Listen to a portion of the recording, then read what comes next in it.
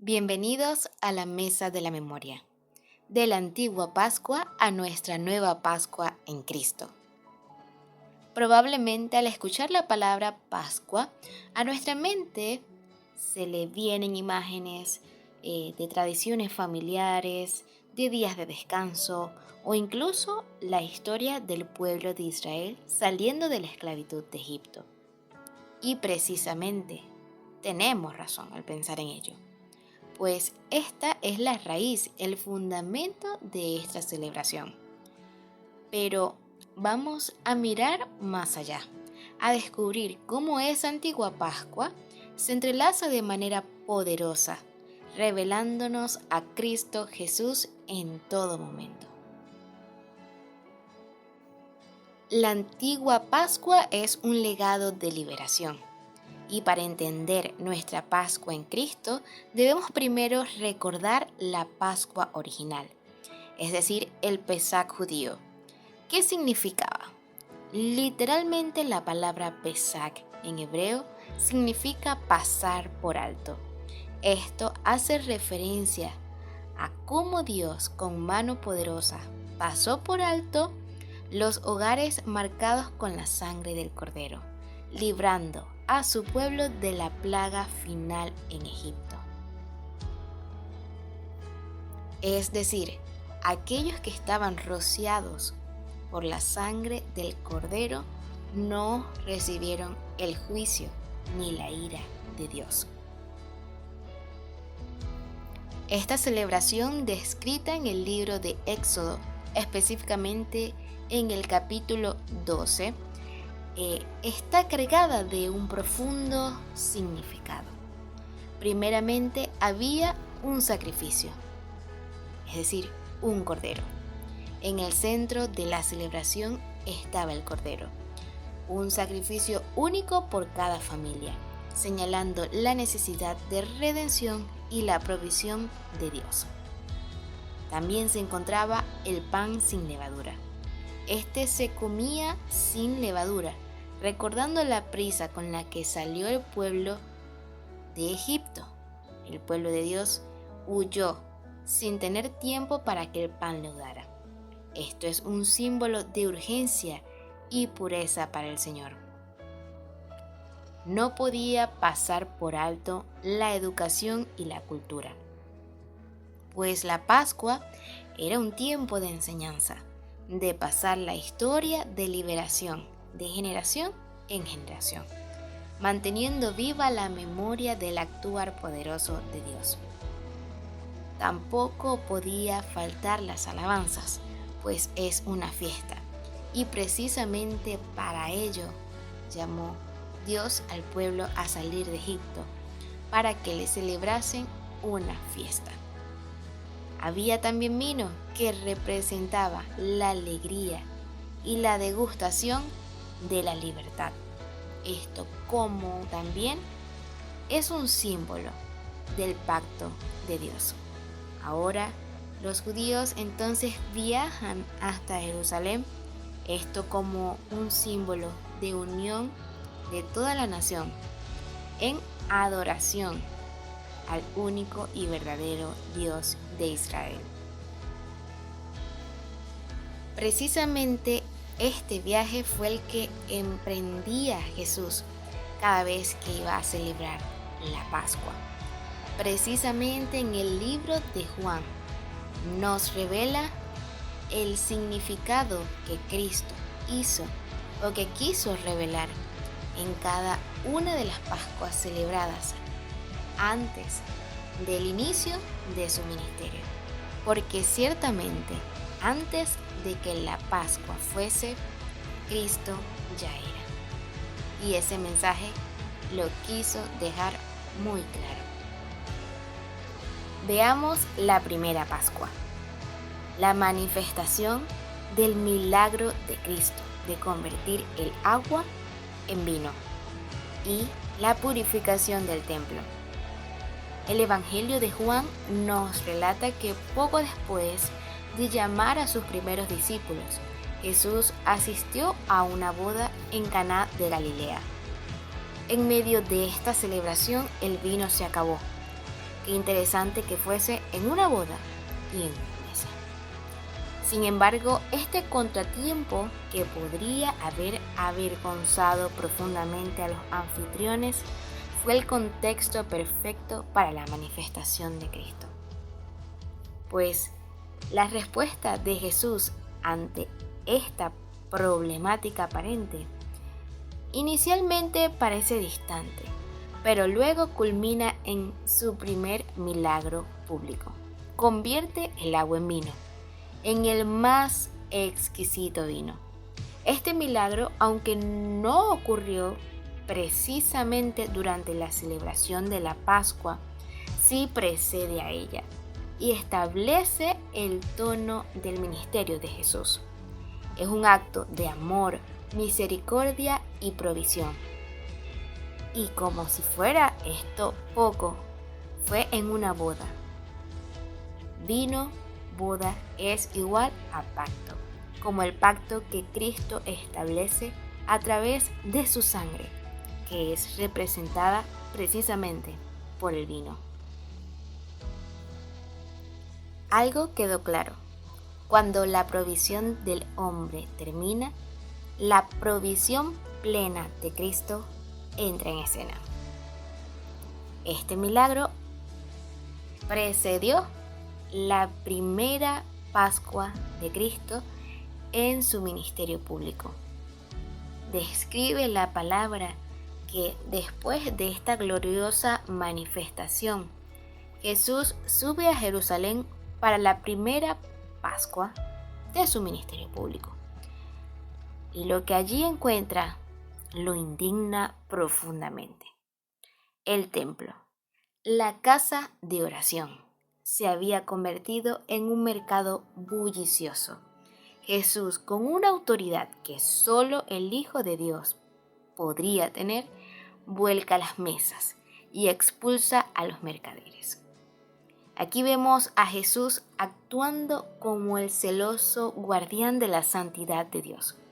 Él estaba removiendo las mesas incorrectas para establecer las mesas correctas, señalando hacia la mesa del Cordero, hacia la mesa que Él mismo es y que Él mismo proveería. Este acto nos muestra que a Jesús no le interesan las ganancias terrenales, sino su reino, que está constituido por justicia, gozo y paz, que representan el verdadero carácter de Cristo. Cada milagro que Jesús realizó antes de estas Pascuas, incluyendo la transformación del agua en vino, no buscaba la admiración superficial, sino revelar su verdadera y fiel identidad. La segunda Pascua, en donde Cristo es el pan de vida. Esta está registrada en el libro de Juan, en el capítulo 6, del 1 al 71. Jesús se encuentra con una multitud hambrienta, atraída por las señales, los milagros, la popularidad de aquel Jesús que expandía el poder inigualable del Padre. Con un acto de amor, misericordia y provisión, nuevamente, Cristo decide multiplicar los panes, saciando a miles. En este contexto pascual vemos cómo Jesús se preocupa por la necesidad del pueblo, pero ya no solo como algo material que proveer, sino algo espiritual, algo que no perece. Precisamente por ello le dice al pueblo que Él mismo es el pan de vida, superior al pan que fue provisto, o a la provisión que Dios envió como maná que era el alimento del pueblo en el desierto. Pero ahora Cristo es el pan mismo, el pan santo de Dios. Cristo dijo: yo soy el pan de vida. El que a mí viene nunca tendrá hambre, y el que en mí cree no tendrá sed jamás. Es decir, que el que comiere de su carne representada por el pan, y el que bebiere su sangre representada por el vino, iba a permanecer en él, y él iba a permanecer en nosotros. Porque así mismo lo describe. Si nosotros lo consumimos completo a él, él va a permanecer en nosotros. Pero debemos permanecer en él. Es así como en esta Pascua, Cristo ahora se revela como el pan. Él multiplicó los panes, pero no solo para dar provisión, sino para darse a conocer como el propio pan de vida.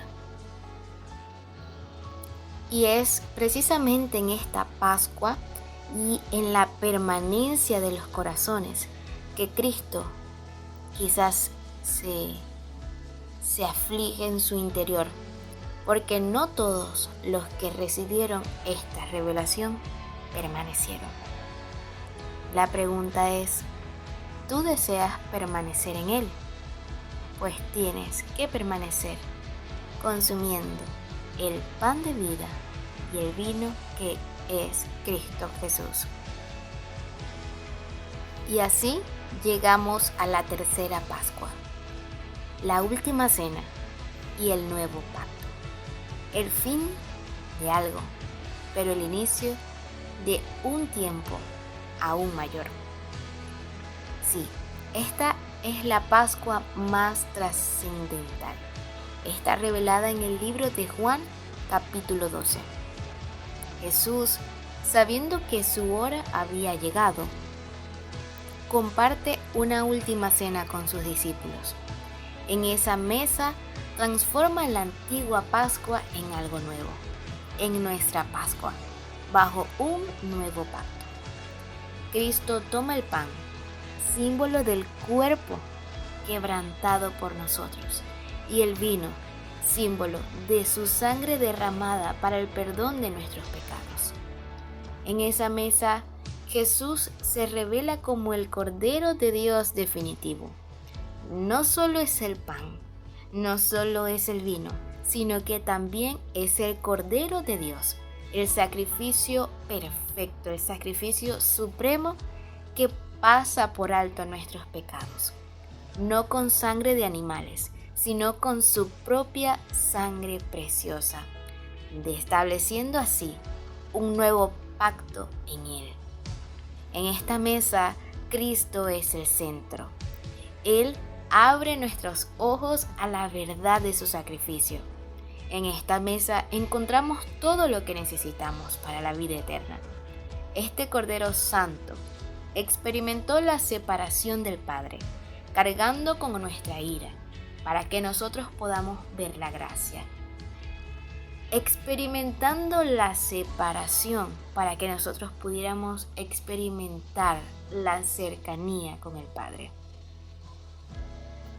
Esta última escena agrupa, une el vino de la primera Pascua, el pan de la segunda Pascua y el diseño completo, como Cristo siendo el Cordero de Dios, entregado por amor, por compasión, siendo la provisión santa, sagrada y perfecta de Dios mismo.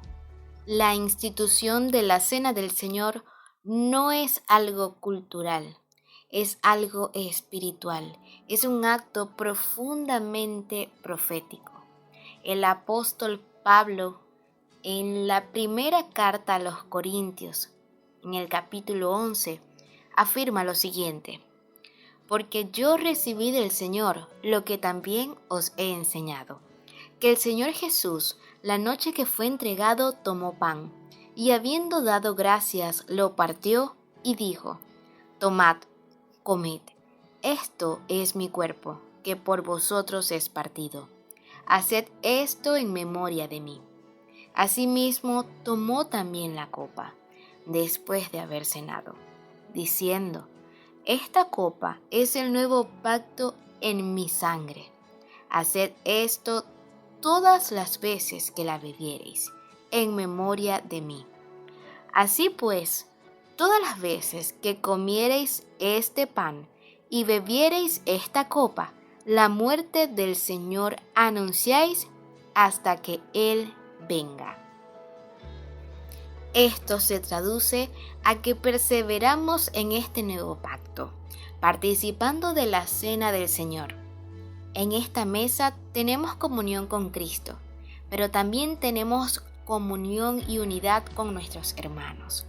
Hacemos memoria de su sacrificio, nos mantenemos perseverando en lo que Él hizo, entendiendo lo que Él hace y lo que Él hará.